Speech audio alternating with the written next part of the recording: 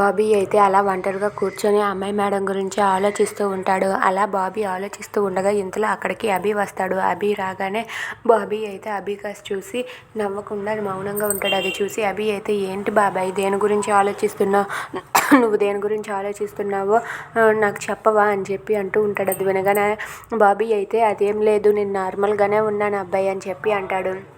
లేదు బాబాయ్, నువ్వు దేని గురించి ఆలోచిస్తున్నావు చెప్పు అంటే, లేదు అది అలాంటిది ఏమీ లేదు, నేను నార్మల్గానే ఉన్నాను అని చెప్పి అంటాడు.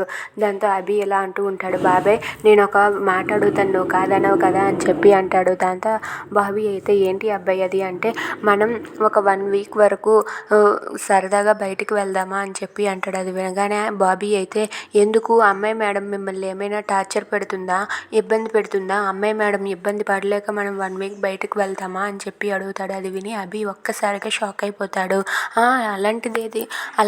అలాంటిదేమీ లేదు, మనం జనరల్గా నార్మల్గానే సరదాగా అలా జాను నువ్వు నేను బయటకు వెళ్దాం ఓకేనా అని చెప్పి అడుగుతాడు. దాంతో అభి ఆ మాట అనేసరికి బాబీ అయితే, సరే అబ్బాయి, సరదాగా హ్యాపీగా ఉండడానికి వెళ్తామంటే నేను ఎందుకు కాదంటాను, సరే మీ ఇష్టం అబ్బాయి అని చెప్పి అంటాడు. దాంతో అభి అయితే, సరే బాబీ మనం ఇప్పుడే ఇక్కడి నుండి వెళ్దాం అని చెప్పి వాళ్ళైతే బయటికి బయలుదేరుతారు. ఇంతలో స్వర ఆటోలో వెళ్తూ వెళ్తూ ఇలా ఆలోచిస్తూ ఉంటుంది.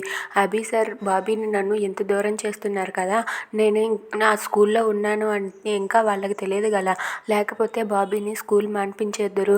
అయినా నేను బాబీని కలుస్తుంటే వాళ్ళకు అయినా చూస్తూ ఉండలేరు కదా, నేను కలుస్తానని వాళ్ళు ఏకంగా ఇల్లే మార్చేస్తే బాబీని తీసుకొని అభి సార్ వాళ్ళు ఈ ఊరు వదిలి వెళ్ళిపోతే నేనేం చేయగలను, అమ్మో అలా అస్సలు జరగకూడదని స్వర అనుకుంటుంది. Please subscribe.